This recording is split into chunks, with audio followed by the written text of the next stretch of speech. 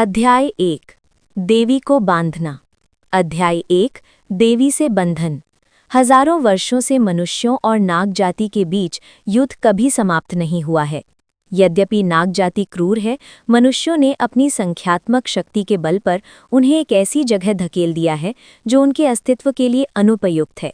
टैगोर रेगिस्तान। संघर्ष अभी समाप्त नहीं हुआ है। दोनों जातियों के बीच टकराव और भी तीव्र हो गया है। लगभग 3 दिन हो गए हैं। क्या मैं इतिहास में रेगिस्तान में मरने वाला पहला पुनर्जन्म लेने वाला बनूंगा? लुढ़कती पीली रेत पर एक काली आकृति एक पहाड़ी पर चढ़ रही थी। उसके चेहरे की बनावट स्पष्ट और गहरी थी। रेगिस्तान में प्रवेश करने से पहले उसकी तराशी हुई काया आकर्षक थी, तलवार जैसी भौहें और चमकीली आंखें। लेकिन रेगिस्तान में प्रवेश करने के बाद उसे नहीं पता था कि उसने क्या क्या सहा। उसके होंठ फटे हुए थे और खून बह रहा था, और उसका चेहरा धूप से झुलसे धब्बों से भरा हुआ था। चेन मो इस दुनिया का नहीं बल्कि पृथ्वी का था। 3 दिन पहले उसे एक सिस्टम द्वारा डोची महाद्वीप नामक इस दुनिया से बांध दिया गया था। पहले तो वो बहुत खुश था। ये डो पो था। ऑनलाइन उपन्यासों का शौकीन होने के कारण और किडियन पर हजारों उपन्यास पढ़ने के बाद वो स्वाभाविक रूप से कभी बेहद लोकप्रिय रहे डो पो कांग्योंग से अच्छी तरह परिचित था। उसे वो कहावत याद आई, नदी के पूर्व में 30 साल, नदी के पश्चिम में 30 साल। किसी भी युवक की क्षमता को कभी कम मत आंकिए। इस पंक्ति ने अनगिनत युवाओं के दिलों में जोश भर दिया था। श्याओ शुनर, मेडूसा, युनयुन, नन्ही परी डॉक्टर, ये सभी उसके उद्धार की प्रतीक्षा कर रही थीं। आखिरकार वो एक सिस्टम से जुड़ा पुनर्जन्म लेने वाला व्यक्ति था, जो एक अद्भुत और अविश्वसनीय जीवन की शुरुआत करने वाला था। लेकिन जल्द ही उसे दुर्भाग्य का सामना करना पड़ा, क्योंकि सिस्टम ने एक बाध्यकारी कार्य सक्रिय कर दिया। देवी कृपा प्रणाली। किसी देवी से प्राप्त प्रत्येक कृपा के लिए आपको सिस्टम से एक संबंधित पुरस्कार मिलेगा। पुरस्कार का निर्धारण बंधी हुई देवी के स्वभाव, स्थिति, वंश और शक्ति आदि के आधार पर किया जाएगा। वर्तमान में मेजबान का स्तर लेवल 1 है और केवल एक ही देवी को बांधा जा सकता है। बाध्यकारी कार्य प्रारंभ। कृपया 3 दिन के भीतर एक देवी को बांध लें। यदि कार्य विफल होता है तो सिस्टम स्वतः ही बंधन समाप्त कर देगा। इसलिए चेन मो ने किसी की तलाश में पूरी दुनिया छान मारी, लेकिन विशाल रेगिस्तान में उसे एक भी इंसान नहीं मिला। देवी की तो बात ही छोड़ दीजिए, जिसकी सिस्टम को जरूरत थी। 3 दिनों तक उसने लगातार रेगिस्तान में खोज की, लेकिन उसे एक भी व्यक्ति नहीं मिला।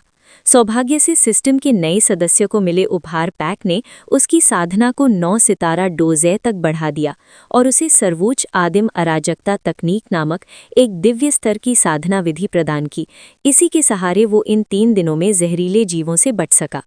लेकिन जब केवल 1 घंटा शेष रह गया तो चेन मो चिंतित होने लगा। वो अपनी सीमाएं जानता था। सिस्टम के बिना उसकी 9 सितारा डोजे साधना भी दुनिया पर राज करने या सुंदर स्त्रियों के सुख के लिए पर्याप्त नहीं थी। ज्यादा से ज्यादा वो केवल अपने आकर्षक चेहरे के सहारे ही जीवन यापन कर सकता था। आखिरकार पुनर्जन्म लेने वाले श्याओ यान को भी याओ लाओ का मार्गदर्शन प्राप्त था, जबकि उसके पास सिस्टम के अलावा कुछ भी नहीं था। इसी कारण इन 3 दिनों में उसने भोजन या पानी की तलाश तक नहीं की। वो केवल लोगों को खोजता रहा। हे स्वर्ग, हे पृथ्वी, मुझे एक देवी दे दो। अरे, एक स्त्री ही काफी है। चेन मो में आकाश की ओर दहाड़ लगाई और एक रेत के टीले से उतरकर दूसरे ऊंचे टीले पर चढ़ गया। जैसे ही वो शिखर पर पहुंचा, उसने दाईं ओर कुछ ही दूरी पर एक काफिला देखा। क्या स्वर्ग ने उसकी प्रार्थना सुन ली थी? चेन मो तेजी से काफिले की ओर दौड़ा। जल्दी करो, यूं ही खड़े मत रहो। मैं तुमसे बात कर रहा हूं। मार खाना चाहते हो? जल्दी करो, मैं प्यास से मर रहा हूं। पीली रेत पर चाबुक की आवाज गूंजी और धूल के बादल उठ गए। ये भाड़े के सैनिकों का एक समूह था, जो नाग मानवों के एक दल को आगे बढ़ा रहा था। अचानक एक नाग स्त्री लड़खड़ाकर जमीन पर गिर पड़ी और विनती करते हुए बोली, पानी, क्या मुझे थोड़ा पानी मिल सकता है? लेकिन भाड़े के सैनिकों का पानी बहुत पहले ही खत्म हो गया था। चिलचिलाती धूप में वे चिड़चिड़े हो गए थे। एक सैनिक जैसे ही चाबुक उठाने वाला था, तभी पास से भारी सांसों की आवाज आई। आखिरकार हमें एक जिंदा इंसान दिखा। उड़ती रेत के बीच उन्होंने अजीब कपड़े पहने छोटे बालों वाले एक युवक को अपनी ओर दौड़ते हुए देखा। बड़े भाई, कोई आ रहा है। रास्ते से हटो, मैं अंधा नहीं हूं। नेता, जिसके चेहरे पर निशान था भयंकर दिखने वाला अधेड़ व्यक्ति, गरजा।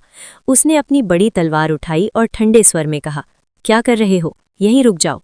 लेकिन चेन मो ने उसकी बात अनसुनी कर दी और काफिले के बीचों बीच पहुंच गया। हे भगवान, ये सब नागिनें क्यों हैं? उसने एक एक करके सबको देखा। स्त्रियां तो थीं, लेकिन सभी नाग स्त्रियां थीं। मैंने औरत मांगी थी, कम से कम पूरी इंसान तो होनी चाहिए थी, है ना? तभी सिस्टम की आवाज गूंजी। डिंग। देवी लक्ष्य पता चला। तितली।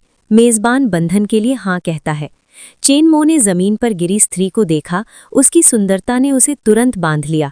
उसकी त्वचा गर्म जेट जैसी चमकदार थी, चेरी लाल होंठ स्वाभाविक रूप से मोहक थे और चेहरे पर गिरती 2 लटें उसके आकर्षण को और बढ़ाती थीं। दुर्भाग्य से उसकी एक सांप की पूंछ थी।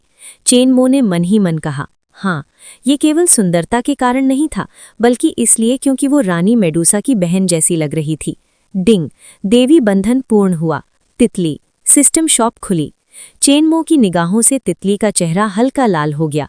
अचानक वो चिल्लाई, पीछे देखो। नेता ने क्रोध में तलवार से वार कर दिया था। चेन मो फुर्ती से बचा और पूरी ताकत से उसकी छाती पर मुक्का मारा। बैंग। नेता पीछे उड़ गया। चेन मो ने नाग